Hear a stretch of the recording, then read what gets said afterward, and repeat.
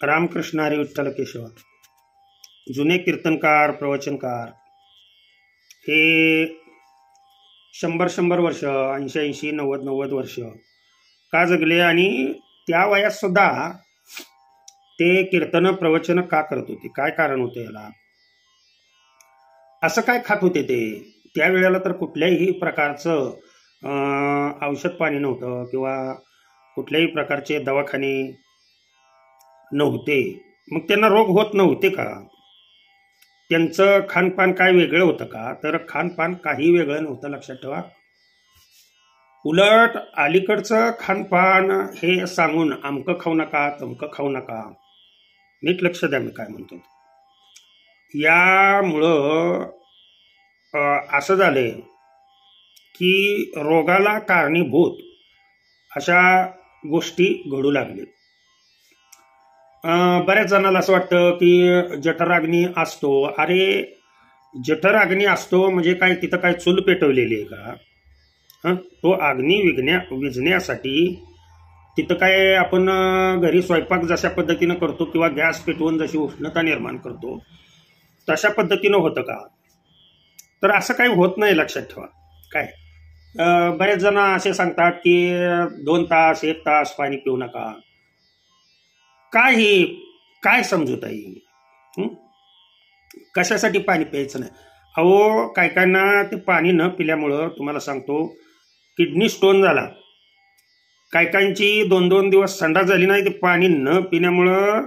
आणि परिणाम असा झाला की डॉक्टरकडे जाऊन विनिमा करण्याची वेळ आली त्यांना. तर असं काही नाही, लक्षात ठेवा. तुमच्या माहितीसाठी सांगतो, जुनी परंपरा इतकी उत्कृष्ट होती. आपण मनुष्य पहिल्यांदा घरी आला की पाहुणचार करण्यासाठी त्यांच्या हातात पाणी देत होतो पहिल्यांदा. मला चांगलं आठवतं ज्या वेळेला पितृपक्ष असायचा त्यावेळेला 100 200 माणसं घरी जेवायला यायची. मी लहान असताना मी म्हणायचो हा काय कार्यक्रम आहे का? तर त्यावेळेला ते आमचे आजोबा वगैरे सांगायचे. म्हणजे त्यांच्यामध्ये लक्षात ठेवा एक एकी होती आणि प्रत्येकाला तांबे भरून हे दिले जात होते. 4-4 5-5 पंक्ती या पितृपक्षाच्या उठत होत्या. आमच्या घरी सांगतोय, म्हणजे ही सत्य परिस्थिती आहे, असत्य काहीही सांगत नाही. आणि जे जुने लोक आहेत त्यांच्या लक्षात येईल मी काय म्हणतोय ते. मग अलीकडेच हे कुठून आलं खूळ बाबा की तासभर पाणी प्यायचं नाही किंवा अगोदर पाणी प्यायचं असतं? हे लक्षात ठेवा, पाणी हे अल्प प्रमाणात जेवण करताना पिणं आवश्यकच आहे. आता या धावपळीच्या जेवणामध्ये तुम्ही उभा राहून पाणी पिणं आलं का लक्षात तुमच्या? लोक उभा राहून कधी पाणी पिले नाहीत पहिले. येणार अगोदर ते जर पाणी असं तांब्या भरून दिलं तर म्हणा अरे मला बसू दे तरी खाली. बसल्यानंतर ते पाणी प्यायचे, लक्षात ठेवा. मग उभा राहून काय करतो ते फक्त चूळ वगैरे भरायचे, जास्तीत जास्त चूळ भरणे, मात्र पाणी पिताना ते खाली बसून पाणी पित होते. ही सत्य परिस्थिती माझ्या डोळ्याच्या समोर ही पाहिलेली स्थिती आहे. मग पाणी हे आवश्यकच आहे. फक्त गोटगोट पाणी जर तुम्ही पिलं तर चिखल होत नसतो, लक्षात ठेवा. कप हा सुद्धा होत नसतो. कारण त्याला भरपूर आहेत. पुढे प्रत्येक व्हिडिओ पहा म्हणजे तुमच्या लक्षात येईल. जठर अग्नी म्हणजे ऍसिड सिक्रिशन आहे. त्या ऍसिडचं नाव आहे, लक्षात ठेवा, हायड्रोक्लोरिक ऍसिड. आणि हे ऍसिड नुसतं थेंबर जरी एखाद्या जागेवरती पडलं तर लक्षात ठेवा तिथं जखम होते, अल्सर होतो. अल्सर, पोटाचे जे अल्सर होते अलीकड, हे पोटाचे अल्सर वगैरे जे आहेत किंवा पोटदुखीचा प्रॉब्लेम, गॅस तयार होणं किंवा इनडायजेशन होणं, अन्न पचायच्या ऐवजी सडणं, घोट घोट पाणी, थोडं पाणी हे पिणं आवश्यक असतं. म्हणजे अजिबातच पाणी प्यायचं नाही आणि तासानी 2 तासांनी पाणी प्यायचं वगैरे वगैरे, हे जरा थोडंसं म्हणजे आजच्या धावपळीच्या जीवनामध्ये योग्य वाटत नाही. कारण मनुष्य जेवण केल्यानंतर आज बसत नाही. पहिले कसे होते, लोक बसत होते, जेवण केल्यानंतर थोडंसं बसत होते. मग त्यावेळेला तरी हात धुवून व्यवस्थितरित्या पाणी वगैरे पिऊन मस्तपैकी बसणार, पान वगैरे मस्तपैकी खाणार आणि मग आपापल्या घरी जाणार. ही जुन्या काळची स्थिती सांगतोय. आणखी एक महत्वाची गोष्ट सांगतोय तुम्हाला. येणारे जे वारकरी आहेत, लक्षात ठेवा, आमच्या घरी जे वारकरी येत होते काय, त्यांना जर चुकून यदा कदाचित घरचे कोण आजोबा वगैरे जर म्हणले जेवण वगैरे, अहो आज एकादश नाही का, आम्ही काही खात नाही एकादशीला, मग फराळ वगैरे नाही, नाही तसलं काहीच आम्ही करत नाही. मग कमीत कमी कच्ची फळं तर खावा. मग ते कच्ची फळं वगैरे जर असतील, जर आमच्याकडं पेरूची बाग पहिली, पुन्हा केळीची बाग, देशी केळीची बाग हे होते, लक्षात ठेवा. ते कुठं एखादं केळ खाल्लं तर खाल्लं बस म्हणायचे, एवढं बस भरपूर झालं म्हणायचे, जास्त खाणं एकादश आहे. आणि ही सत्य परिस्थिती आहे. इतके अचूक ते उपवास करत होते, लक्षात ठेवा. म्हणजे एकादशीला अन्न खाऊ नये हे मला मान्य आहे. जगद्गुरु तुकोबारायांनी किंवा सर्व संतांनी हे सांगितलंय की व्रत एकादशी करीन उपवासी, गायीन अहर्निशी काय करीन नाम तुझे. आलं का लक्षात. आणि प्रत्येक संतांनी एकादशीचं महात्म्य सांगितलेलं आहे. आणि त्यांनी निषेध केलेला आहे की लोकांना असं जर सांगितलं की एकादशीला अन्न खाऊ नये तर खाणार नाहीत म्हणून, एकादशीला जर अन्न खाल्लं तर ते विष्ठे समान आहे, श्वान विष्ठे समान आहे असं सांगितलं. का, कारण ते इतके ज्ञानी होते, लक्षात ठेवा. त्यांना माहीत होतं की पौर्णिमेपासून बरोबर 11वा दिवस आहे, 11वा दिवस, या 11व्या दिवशी समुद्रात लाटा निर्माण होतात. हे तर माहीत आहे तुम्हाला. काय आहे की ग्रॅव्हिटेशनल फोर्स, गुरुत्वबल ज्याला आपण म्हणतो, की जे गुरुत्वबल चंद्र आणि पृथ्वी यांच्यामध्ये असतं. आणि या गुरुत्वबलामुळं लक्षात ठेवा की प्रत्येक वस्तू ही आता मूनला हे पाण्याबद्दल तीव्र अट्रॅक्शन आहे.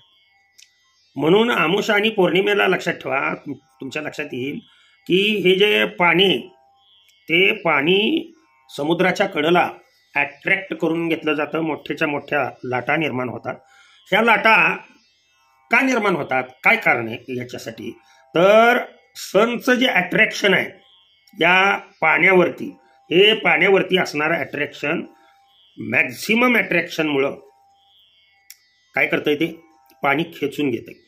मग मनुष्याच्या शरीरामध्ये जवळजवळ 70 ते 80% पाणी, आणि हे पाणी असल्यामुळं हे पाणी शरीरातील हे पाणी खेचून घेण्याची टेंडन्सी त्या मूनकडे आहे. मग आता मून हे कुणाला उपमा दिलेले आहे, लक्षात ठेवा. मनाला उपमा ही लक्षात ठेवा चंद्राचे. मग त्यामुळं त्या दिवशी सर्वात जास्त मॅक्झिमम अट्रॅक्शन शास्त्रज्ञांना आता माहीत झालं, हो, अलीकडे माहीत झालं आहे शास्त्रज्ञांना. परंतु हा जो चंद्राचा अट्रॅक्शन म्हणजे पुल आहे, तो सर्वात जास्त एकादशी दिवशी म्हणजे 11व्या दिवशी हा असतो. हा माझ्या संत महात्म्यांना माहीत होतं. आणि या दिवशी जर समजा अन्न खाल्लं तर हे अन्न पूर्णपणे डायजेस्टिव्ह सिस्टीममध्ये न राहता ते अन्न बाहेर पडेल. त्याच्यामुळं डायजेस्टिव्ह सिस्टीम जी आपली पचनसंस्था आहे, ही पचनसंस्थेचं सर्व कार्य बिघडलं जाईल. आणि त्याच्यामुळं संत महात्म्यांनी काय केलं की या दिवशी थोडंही अन्न प्राशन करू नये. मन हे चंद्रासारखं शीतल राहावं, लक्षात ठेवा. ते शांत राहावं आणि भगवंताचं नामस्मरण करण्यासाठी कुठलाही पदार्थ न खाता ते मन भगवंताच्या जवळ, की ज्यांनी आपणाला हा देह दिला, त्यांच्या नावाचा जप करण्यासाठी, मन शांत ठेवण्यासाठी, विचार पूर्णपणे नाहीसे होण्यासाठी, ते मन नामस्मरणात गुंतवण्यासाठी की एकादशी दिवशी कुठल्याही प्रकारचं अन्न खाऊ नये. मग बरेच लोक म्हणते सर आम्ही अन्न कुठं खातो तेव्हा? मग आम्ही फराळाचं खातो. मग फराळ काय शेण आहे का? अन्नच आहे ना रे. अहो अन्न खाऊ नये याचा अर्थ फराळ खावा, एकादशी असं फराळ करावा असं लिहिलंय का कुठं? संत महात्म्यांनी असं लिहिलंय का? नाही ना. मग जुने लोक इतके कडक एकादशी करत होते, ह्याला फास्टिंग म्हणतात बरं का इंग्लिशमध्ये. आणि एकादशी व्रत करताना लक्षात ठेवा 36 तासाचं. बरेच जण म्हणतात की सर दिवस उगवून दिवस मावळेपर्यंत केली की दिवस मावळल्यानंतर पुढे अन्न खाल्लं तर चालतं. अरे वेड्यानो, हा मॅक्झिमम पुल जो आहे तो नियरली अबाउट 36 तास आहे. 36 तास. म्हणून एकादशीच्या आदल्या दिवशी लक्षात ठेवा, जे आपण दशमी म्हणतो ते दशमीला सायंकाळी 6 वाजल्यापासून लक्ष द्या या गोष्टीवरती. जे काही तुम्हाला खायचं ते दशमीला 6च्या आतमध्ये. तिथून ते एकादशीचे पूर्ण 24 तास म्हणजे दशमीचे सायंकाळचे 6 ते एकादशीचे सायंकाळचे 6 हे 24 तास झाले. आणि सायंकाळच्या 6 वाजल्यापासून ते द्वादशीला सकाळी 6 वाजेपर्यंत म्हणजे 24 आणि ते 12 असे 36 तास लोक उपवास करत होते. आणि त्याचा परिणाम असा होत होता की सिक्रिशन शरीरामध्ये मुख्य 2 पार्ट आहेत. हे मी अगोदरच्या एकादशीच्या भागामध्ये सांगितले, ते बघा व्हिडिओ आवर्जून. एक आहे वृक्क ज्याला किडनी आपण म्हणतो, आणि दुसरा पार्ट आहे लक्षात ठेवा यकृत की ज्याला आपण लिव्हर म्हणतो. हे लिव्हरचं सिक्रिशन होतं आणि त्या सिक्रिशनमधून जो काही पदार्थ बाहेर पडतो लक्षात ठेवा तो पदार्थ आपली पूर्ण डायजेस्टिव्ह सिस्टीम स्वच्छ करतो. की जे पुन्हा 15 दिवस तिथून पुढे 15 दिवस तुम्हाला अन्न खाल्लं तर त्या खाल्लेल्या अन्नाची कोणतीही बाधा होऊ नये किंवा तुम्हाला कोणत्याही प्रकारचा आजार होऊ नये याच्यासाठी हे 36 तास लोक अन्न खात नव्हते. फार तर चहा, थोडासा चहा घ्यायचे. लक्षात आलं तुमच्या? मग आणि सर्व वेळ हा भगवंताच्या नामस्मरणामध्ये. दशमीला संध्याकाळीच भजन असायचं. दिवसभर एकादशीचे कुठेही कार्यक्रम असायचे जुने, याच्या घरी त्याच्या घरी असं घरोघरी कार्यक्रम असायचे. एकादशीचा दिवस तसा जायचा. एकादशीच्या सायंकाळी भजन, रात्रभर भजन चालायचं. हे खरं एकादशीचं महात्म्य. आणि त्याला असणारं शास्त्रीय कारण काय ते सुद्धा मी या व्हिडिओमध्ये सांगितलं. आणि अशा प्रकारचे व्रत एकादशी हे जुने कीर्तनकार करत होते आणि भगवंताच्या नामामध्ये गुंतून जात होते. लक्षात ठेवा. त्याच्यामुळे जुन्या लोकांची आयुष्य मर्यादा जी आहे ती म्हणजे आणखीन बी माणसं 80, 90, 100 वर्ष झाल्याशिवाय म्हणजे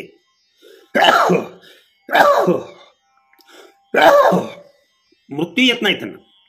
काय कारण याच्या पाठीमागचं? तर हे कारण आहे. आणि अलीकडचे महाराज लोक एकादशी म्हणले की काय सांगायचं तुम्हाला. एकादशी दिवशीचा बेत, खास तळलेले पदार्थ, चिप्स काय, फळं काय, भगर काय, पुन्हा साबुदाणा काय. अरे हे सगळे पचण्यासाठी जड पदार्थ आहेत लक्षात ठेवा. आणि त्याच्यामुळं मग पोटामध्ये ॲसिडिटी, गॅस, पूर्ण पचनसंस्था डिस्ट्रॅक्शन होती. आणि 80 ते 90% रोग मनुष्याला ही तुमची डायजेस्टिव्ह सिस्टीम, पचनसंस्था डिस्ट्रॅक्ट झाल्यामुळं होतात. म्हणून अलीकडचे महाराज लोक 40-50 आहे तोपर्यंत अटॅक या काहीतरी कुठला तरी रोग हो आणि त्याच्यामध्ये मृत्युमुखी पडतात. जुने आणखीन बी माझ्याबरोबरचे ज्यांची मी कीर्तन ऐकले ते लोक आणखीनही ठणठणीत आहेत, उभे राहून कीर्तन करतात. आणि आपण 40-50 वर्ष वयामध्ये, 60 वर्ष वयामध्ये बसून कीर्तन करतो. ते पाप होतंय का पुण्य होतंय? आलं का लक्षात? ते भगवंतालाच माहीत. मी जादा याच्याविषयी काही बोलू इच्छित नाही आहे. फक्त मला एकादशीचं महात्म्य सांगायचं होतं. अशा पद्धतीनं फास्टिंग करण्याचा प्रयत्न करा. लगे जमणार नाही, परंतु असं फास्टिंग जर तुम्ही केलं 36 तास उपवास. आता बरेच जण याला म्हणणार आहेत ते सांगतच असते, त्या बैसराला काय अक्कल आहे. असं ज्यांना वाटतंय त्यांना वाटू द्या. तुमच्या वाटण्याने मी सांगतोय ते सत्य बदलत नाही. मग आता अन्न खाऊ नाही म्हटलंय आणि हे सर्व जे खाताय ते काय आहे? तुम्ही अन्नच आहे ना हे. मग किती मोठं पाप होतंय. मग तुम्ही लायक आहात का? राहण्याच्या लायक आहात का? अरे मग ते वारकरीने एवढे लवकर कसं काय गेले? हे काय याला ती कारण आहेत. असू द्या, ज्याच्या त्याच्याजवळ सांगणं हे माझं कार्य आहे. त्या पद्धतीनं योग्य ते मी सांगितलं. लक्षात ठेवा. कुणाला आवडेल न आवडेल, ज्यांना आवडेल चांगल्या गोष्टी त्यांनी या व्हिडिओमधून घ्याव्यात आणि आपलं आचरण सुधारावं अशी सर्वांच्या चरणी प्रार्थना. भगवंताने दिलेलं ज्ञान त्यांच्या चरणी अर्पण करतो आणि सेवेला पूर्णविराम देतो. पुंडलिक वरदा विठ्ठल. श्री ज्ञानदेव तुकाराम. पंढरीनाथ भगवान की जय. अवधूत चिंतन श्री गुरुदेव दत्त. विठला विठला विठला विठला विठला विठला.